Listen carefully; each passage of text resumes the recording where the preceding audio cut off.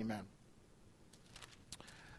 Daniel chapter 11. I want to clarify some things and make some corrections on certain things. In chapter 11, let's go back to verse 2. As we look at this prophecy that Daniel is it's being explained to Daniel, actually.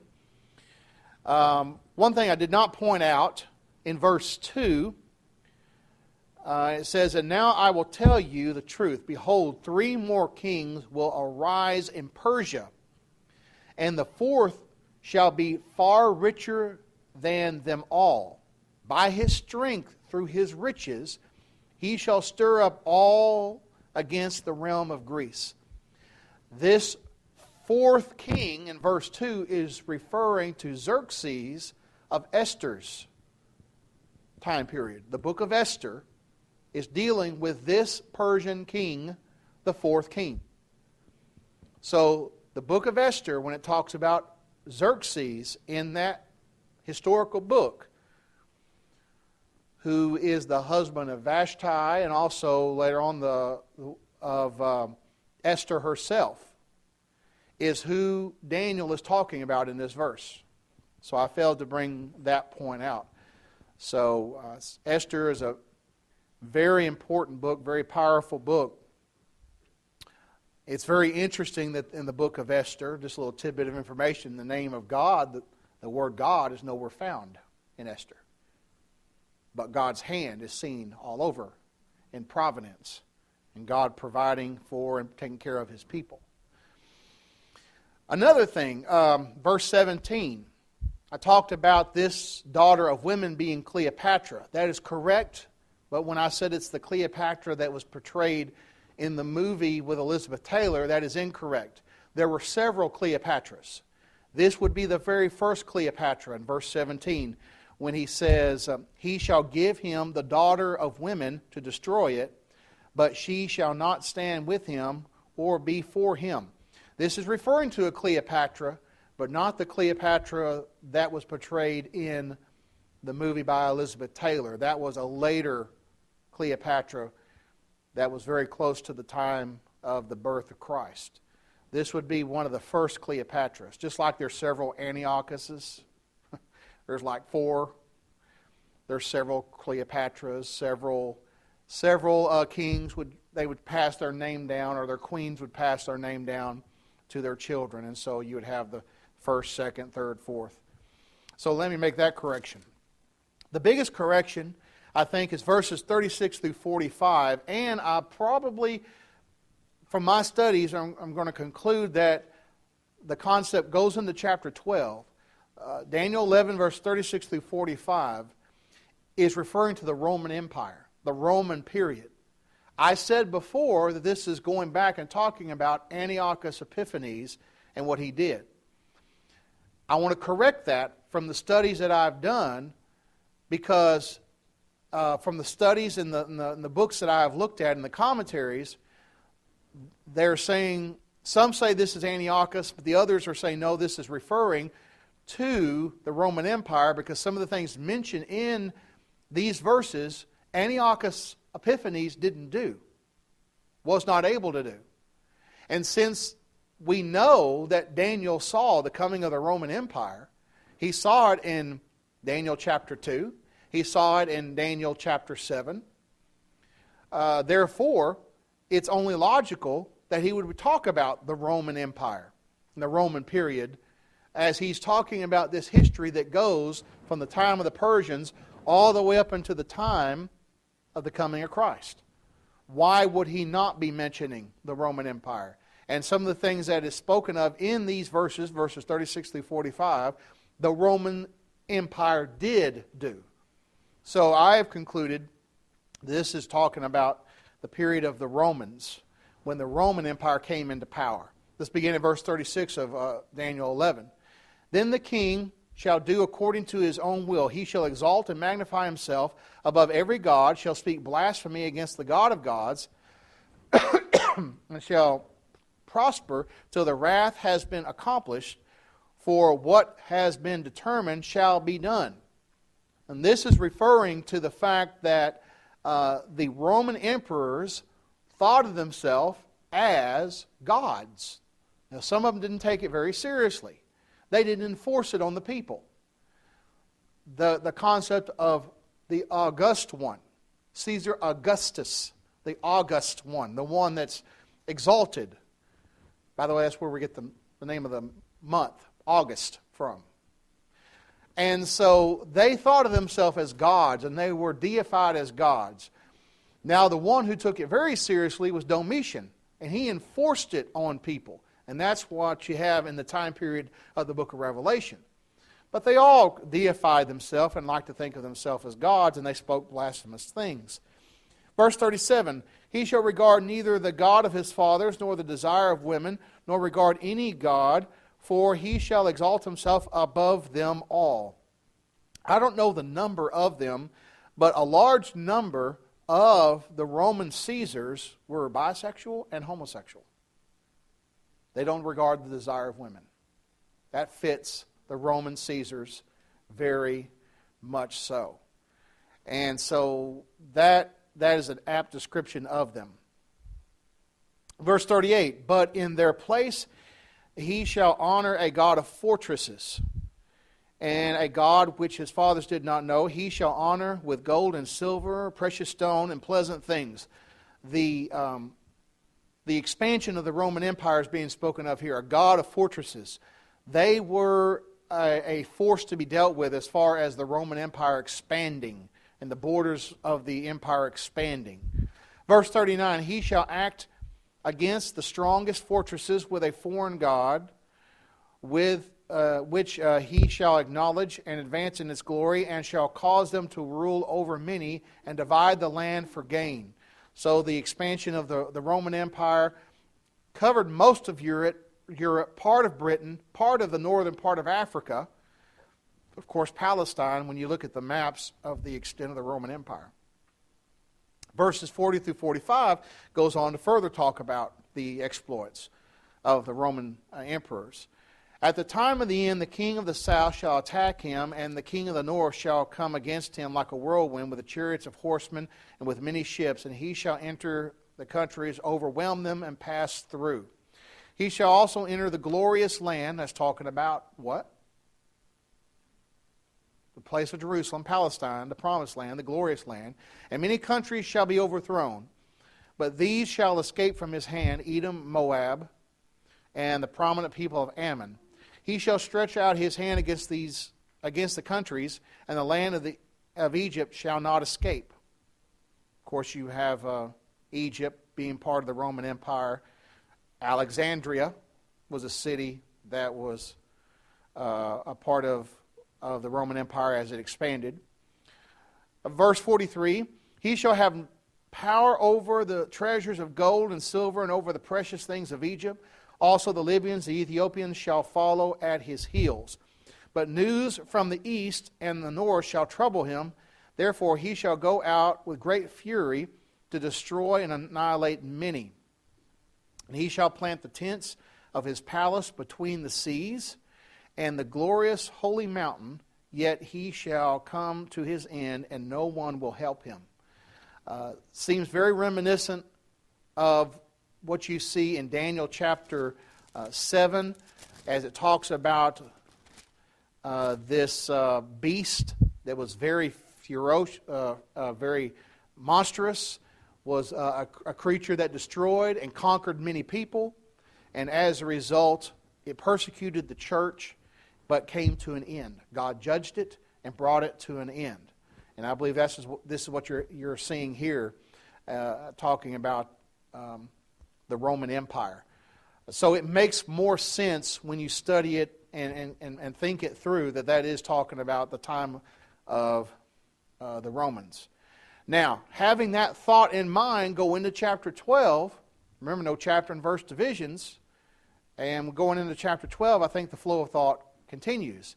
At that time, verse 1, Michael shall stand up, the great prince who stands watch over the sons of your people, and there shall be a time of trouble, such as never was since there was a nation, even to that time, At that time your people shall be delivered, everyone who is found written in the book.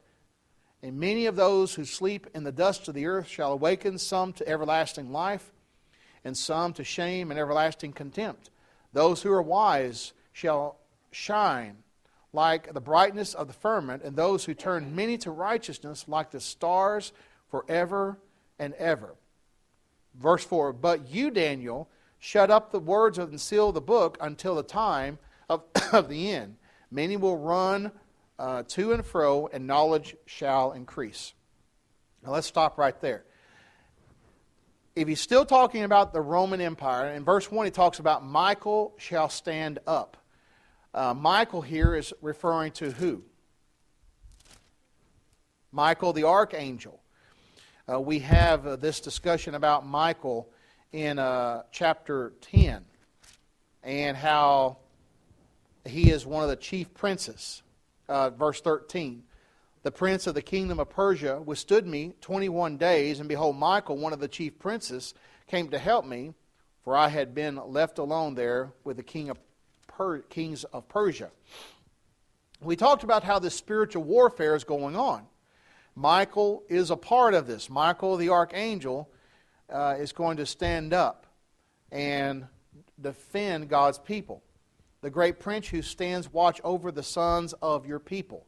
So, in the sense of Michael being an archangel and being in some sense a guardian over the people of Israel, we see that presented in the Scripture. Now, that is not to say that, as some believe, that each individual person, each individual Christian has their own guardian angel. I don't see that spelled out in the Word of God. That's something that people like to think of, but I don't see that pronounced in the Word of God.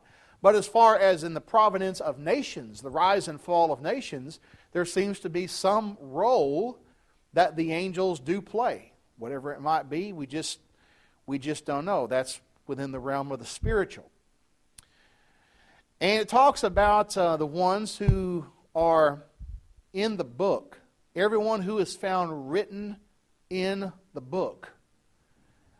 In many places in the Bible, especially in the book of Revelation, you have the book of life mentioned. The registry of the saved, as it is. And what the book of remembrance, or the book of life, Malachi talks about a book of remembrance. It is referring to God's people who are faithful.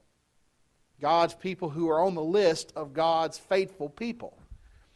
And so those who will endure this time of trouble will be the people who are in this book, written in the book. Now, ultimately, the book of life deals with, in the ultimate judgment, our names in that book in the sense of we're saved. We're in a right relationship with God. But it's used in different senses as well as those who would remain faithful during difficult times. And difficult times would come upon God's people during the time of the Roman Empire. Now, the thing here is, verses 2 and 3, what is this talking about?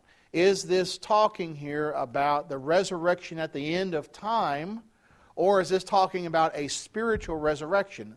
Depending on which commentary you read, they'll have different answers. We do know that there will be this is almost word for word what you find in John chapter 5, verse 28 and 29, where Jesus said, all that are in their graves shall hear His voice and come forth. They that have done good unto the resurrection of life, they that have done evil unto the resurrection of condemnation. He's talking there about the end of time in which there will be a literal resurrection of all people, and all people be brought into judgment. And it's very similar to the words found here in Daniel chapter 2, verses 2 and 3. However, keeping this in context, some commentaries tell you that this is referring to a spiritual resurrection. A spiritual resurrection that's very similar to the valley of dry bones in Ezekiel chapter 37, where the people were resurrected from captivity. They have been resurrected from the grave of their oppressors. Now they can go back to the land. And that sounds feasible. That sounds feasible. We talk about in Revelation chapter 20, the first resurrection. Well, the first resurrection there, again, is talking about spiritual revival, spiritual resurrection. The Roman Empire is trying to kill the church. Well, the people who are faithful unto death will receive the crown of life. Revelation 2 and verse 10. And so there is a resurrection in the sense of people surviving what they endure and reviving once again. The reason why some believe this to be the case is because verse 2, it says, many of those who sleep in the dust of the earth. It doesn't say all. And so people say, well, that many is lesser number than all, when Jesus said all in John chapter 5, referring to the resurrection at the end of time. Some to everlasting life, and some to shame and everlasting contempt. What does that mean? Those who are revived in this spiritual resurrection, some of them will be faithful to the Lord to the end. Others who are revived in this spiritual resurrection will not be faithful to the Lord. They will lose their soul. So this is what is believed to be going on here with these verses, dealing with a resurrection in a symbolic sense. Well, of course, we know the book of Daniel is full of symbolism. And he goes on to say in verse 3, those who are wise shall shine like the brightness of the firmament, and those who turn many to righteousness like the stars forever and ever. The righteous will shine. Their example, let your light shine before men, that they may see your good works and glorify your Father in heaven. Jesus said in Matthew chapter 5, being a shining example. We're told to put on the armor of light. We are to be children of light in the New Testament. So the concept there of shining forth as an example of righteousness and holding up during the persecution times and the difficult times is believed to be what's going on here. If someone believes that this is literally talking about the end of time resurrection, verse 2 and 3, I don't have a problem with that. It's just kind of the flow of thought is interrupted to talk about the resurrection at the end of time. That would be what's going on if that's the case. Now, if it's talking about a spiritual resurrection, it kind of seems to go with the flow of thought. Again, we're dealing with some difficulty here, and so there's leeway as far as trying to figure out what these passages mean, as long as they don't contradict plain passages of the Bible. And we know, of course, that the Bible does talk about a literal resurrection at the end of time. Any questions or comments about that before we go any further?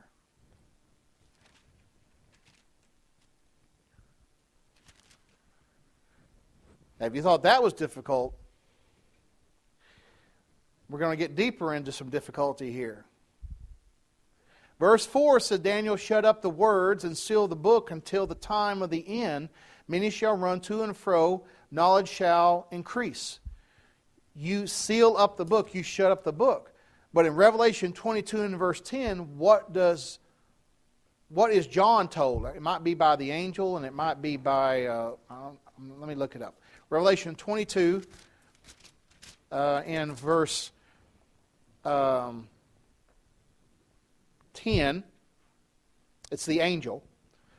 He said to me, do not seal the words of the prophecy of this book, for the time is at hand. So what's going to happen in the book of Revelation is going to happen at hand. It's going to happen quickly. It's going to happen in a sense of you're within the time frame of the fulfillment of these prophecies. What Daniel's being told here in Daniel chapter 12 and verse 4, these things are going to happen hundreds of years down the road. You're not going to live to see it. You're not going to be around, and it's going to take place in generations down the road. So he's covering a time span of 500 plus years from his period of time. Whereas the events of the book of Revelation, dealing with the persecution they were facing, the difficulty they were facing as a church, was happening immediately, happening to them right then. Therefore, the prophecies were not to be sealed up. And that simply means they're going to have their fulfillment. Seal it up, seal up the book. They're going to have their fulfillment later on. Verse 5, Then I, Daniel, looked, and there stood two others, one on the riverbank and the other on the riverbank, on that riverbank. And one said to the man clothed in linen, who was above the waters of the river, How long shall the fulfillment of these wonders be? So these are evidently angelic beings. Verse 7, Then I heard the man clothed in linen, who was above the waters of the river, when he held up his right hand and his left hand to heaven, swore by him who lives forever, that it shall be for times, and a half a time. And when the power of the holy people has been completely shattered, all these things shall be finished. Time, and a half a time. Now, we've come across this before, and it's mentioned in the book of Revelation several times. This is time, and half a time. Times, time, and half time. That's 3.5. 3.5 is half of what? 7. 7 is a number of what? Some completion. Half of that would be incomplete. Incomplete. So time, and half a time. In Daniel chapter 7 and verse 25, you have this 3.5 times. The little horn has power over the saints. 3.5.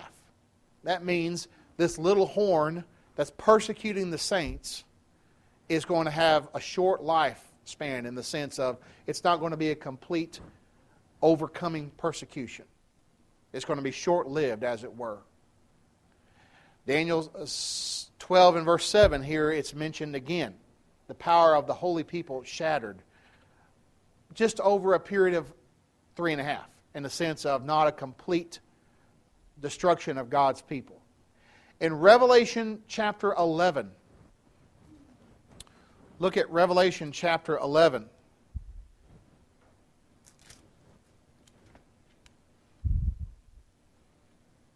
This is going to help us understand some things in the book of Revelation. Revelation chapter 11 and verse 2, you have it mentioned in a different way. The measuring of the temple. Verse 1 and 2. Then I was given a reed like a measuring rod, and the angel stood saying, Rise and measure the temple of God, the altar, and those who worship there, but leave out the court which is outside the temple, and do not measure it, for it has been given to the Gentiles, and they will tread the holy city for 42 months. 42 months is 3.5 years. Time, and half a time. So 42 months is, again, 3.5 in a different way of saying it. Look at verse 3. And I will give power to my 2 witnesses, and they will prophesy 1,242 days, clothed in sackcloth. 60 days. 1,260 days. Again, what is that? 3.5. That's 3.5 years.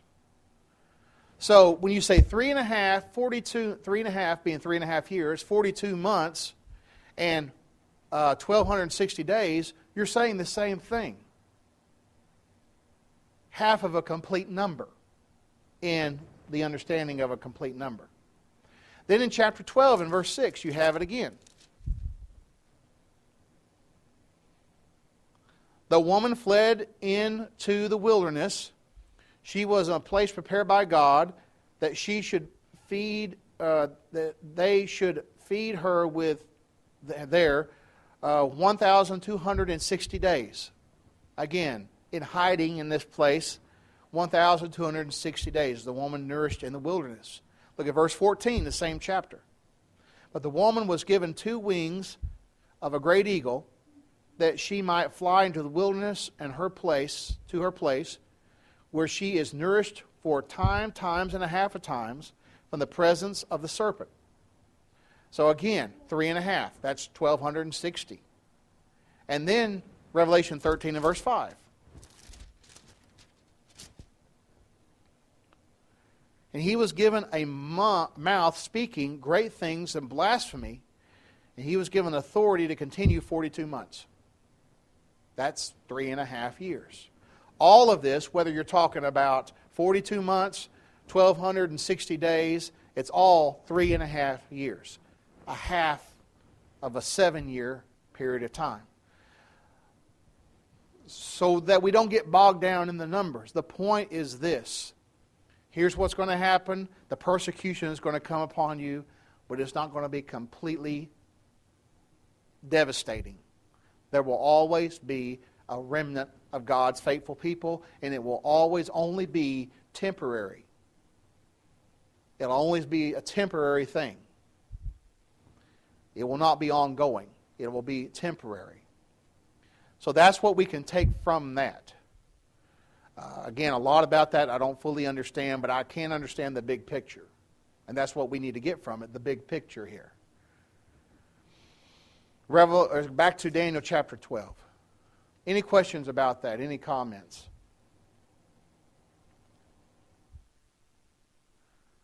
Look at verse 8.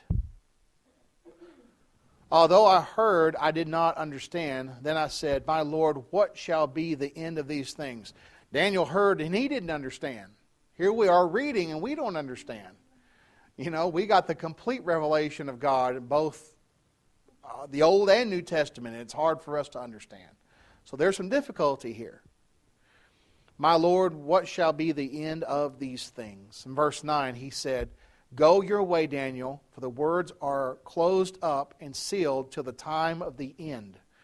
So again, that goes along with the concept.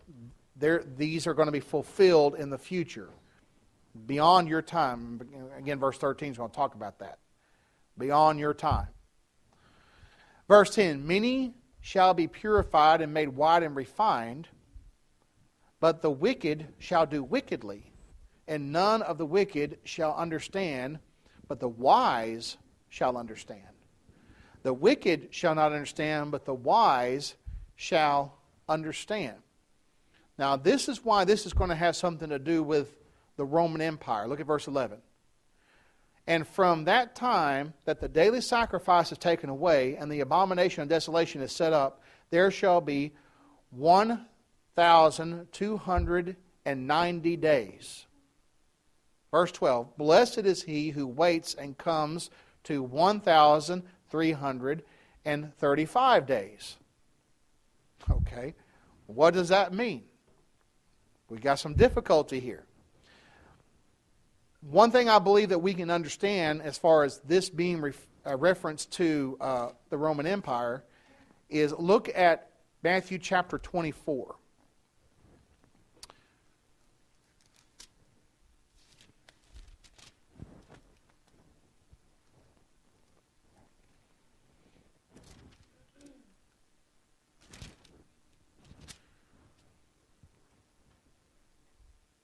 In Matthew chapter 24, you have the context here of Jesus describing the destruction of the temple. He says in verse 2, do you not see all these things, talking about the beautiful, glorious buildings of Jerusalem? Surely I say to you, not one stone shall be left upon another that shall not be thrown down. That was a shocking statement to the Jews. To the apostles to hear that completely blew their minds. Because they thought Jerusalem, physical Jerusalem, was going to have a prominent place in the kingdom. They were still thinking of an earthly kingdom. And so they came and asked him privately about these things. In verse 3, tell us, when will these things be? What will be the sign of your coming and the end of the age? And what Jesus is going to do here, he is going to explain these things in two different ways. He's going to explain his coming in judgment upon Jerusalem providentially through the Roman Empire. And then, the latter part of the chapter, he's going to talk about his coming at the end of time. And there's a distinction that's made in this chapter. And he talks about these the events that are going to lead up to this happening in verse 15. Look at verse 15. Therefore, when you see the abomination of desolation spoken of by Daniel the prophet, standing in the holy place, parentheses, whoever reads, let him understand. Now that goes back to Daniel chapter 12. What did he say? The wicked shall not understand, but the wise shall understand. The wise shall understand this. The daily sacrifice is taken away and the abomination of desolation is set up. He says, when you witness this, the abomination of desolation spoken of by Daniel the prophet, standing in the holy place, whoever reads, let him understand. Then let those who are in Judea flee to the mountains. Let him who is on the housetop not go down and take anything out of his house. Let him who is in the field not go back and get his clothes. Woe to those who are pregnant in those days. Hope that your flight, in verse 20, is not in the winter or the Sabbath. It is going to be tribulation, verse 21. He's talking about the destruction of Jerusalem. So if he's referring back to Daniel as the abomination of desolation, this tells me that what Daniel's talking about here in Daniel chapter 12 is talking about that time period of the Roman Empire, in which the Roman Empire would come in. And what did they do when you study history? They went in there and they desecrated the temple, just like Antiochus Epiphanes did. They desecrated the temple. Then they ransacked it. Then they burned it to the ground. And it's never been rebuilt. You can look at pictures of Jerusalem today. You can see that big foundation. Never been a temple rebuilt since. That would be the utter and complete end of Israel as a nation. Now, in 1948, Israel, with the help of the United Nations, helped them all get back together to form a nation. That has nothing to do with God's will. None whatsoever. That was an effort of all these different nations based on a misunderstanding, still thinking that the physical Jews are God's people somehow, to get all the people back to the nation of Israel. But that's not a part of God's plan. God put an end to the nation of Israel in 70 AD, and that's exactly what he's talking about. And then Jesus here is saying, when you read this, you'll understand it. It goes back to Daniel. It goes back to what Daniel was talking about. Now, what you have in 70 AD is a repeat of history. In about 166 BC, the time of Antiochus Epiphanes, he did the same thing. But he didn't destroy the temple. He desecrated it, sacrificed swine's blood, spread the broth of that swine's blood all over the temple. He was just a very vile individual, a vile person he's described as in the book of Daniel. He desecrated the temple. There was a revolt, the Maccabean revolt, against him. The temple was rededicated. That's where Hanukkah comes from, the rededication of the temple. That's why Jews during this period of time of year celebrate Hanukkah, because the temple was rededicated. That was an abomination of desolation. Here Jesus says it's going to happen again. And it did happen in history, in 70 AD. And so as a result, we can know that the time frame that he's speaking of is referring to that period of time. And what he's saying here is not talking about future events. Premillennials will jump on this and say, oh, you see all these signs, you know Jesus is coming back soon. Has nothing to do with it. He's talking to his present audience. And he says, when you who are alive, when you see these things, let those who are in Judea flee to the mountains. Get out of Jerusalem because of what's happening. History tells us that not one Christian perished in 70 AD because they knew the signs. They knew what to look for when they saw the armies of the Romans coming upon Jerusalem. They got out. In fact, he says, you don't go home and pack your bags. You don't have time to go home and pack your bags. You don't go, if you're on your housetop, you don't go in and take anything out. If you're in the field, you do not go and get your clothes. You don't have time. Get out of Jerusalem as soon as possible. It's going to be difficult if you're pregnant during this time, and those who are nursing, verse 19. Travel is difficult during that time. Pray that your flight is not in winter or on the Sabbath. Sabbath day, the gate would be closed. Hard to get out of the city when the gate's closed. So he's talking about their period of time in the first century that history tells us about. And Josephus, the Jewish historian, you can read his writings. He wrote about it. He was an eyewitness to it. And when you read the historical writings of Josephus, he describes what happened there. And then verse 21, Jesus said, "For there will be great tribulation such as not been since the beginning of the world until this time, nor shall there ever be." The suffering that took place upon the city of Jerusalem was monumental. It was epic, if you can use that word. The many people who died, the blood that flowed in the streets, the thousands of Jews who were crucified. And you know why? They rejected God's Son. That's why. But in His mercy, He gave them 40 years. He gave them 40 years to get as many people who will become Christians to obey the gospel. So you see the goodness and the severity of God even in that. Even in that. Back to Daniel chapter 12 and we'll wrap things up. What in the world do these numbers mean? I can't find one commentary written by faithful brethren who knows what these numbers mean. Now you go to some premillennialist, they'll have some sort of outlandish thing that has to do with the 1,000-year reign of Christ on earth, which is false. I know that's wrong. That contradicts plain scriptures. From what I can ascertain from the commentaries that I've read and the studies that I've done, the number 1,290 days, that's the time of the desolation. That's the time of the difficulty. Blessed is he who waits and comes to the 1,335 days. That's the period in which you've made it.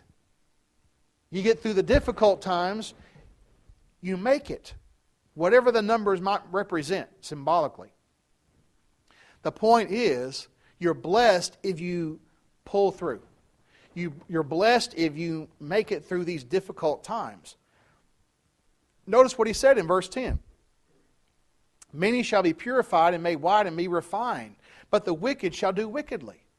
The hard times makes the faithful strong. It refines them, and it causes the wicked to be more wicked. It's a purifying effect. Does not the New Testament talk about that? How that our faith is tried is like a refining fire? Doesn't Peter talk about that? 1 Peter what? 1:7, and James talks about that in James chapter 1.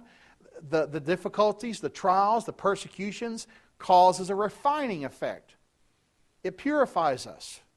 And that's what he's talking about. These difficult times are going to make you stronger. The wicked are not going to understand this.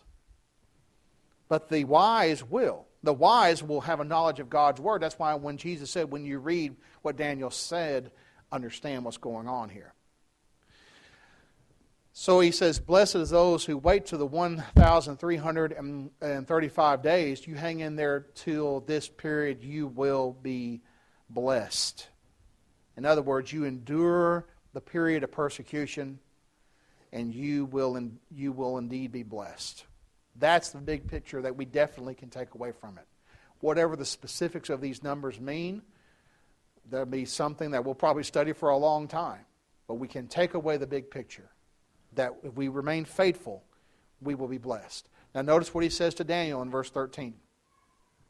But you go your way till the end, for you shall rest and will arise to your inheritance at the end of the days. I believe this is talking about Daniel's death. You go your way till the end, you shall rest. You're going to die. Death is spoken of as a rest. In Revelation chapter 6, those who were killed for the cause of Christ were told to rest a little while until the blood of those on the earth were avenged by God. Revelation 14:13, blessed are the dead who die in the Lord, that they may rest from their labors, and the works do follow them. So Daniel, you're going to go to your rest, and you will arise at your inheritance. That's the resurrection. That's the resurrection at the end of time. Daniel will be raised someday at the end of the days, at his resurrection. That is a challenging lesson. Chapter 11 and 12 are some of the most challenging things, right up there with the 70 weeks in Daniel. Daniel is the background to the book of Revelation. Now, next week, Lord willing, we might watch a video in which Johnny Ramsey did a great lesson on what happened between the Testaments, between the Old and New Testament, all that history. There's an outstanding lesson that he did years ago, and we may watch that to get a little bit of background of what we have been studying about in prophecy.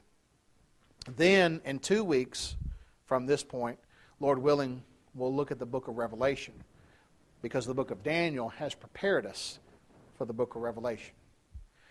Thank you very much for your kind attention. They have about 2 minutes back in the back.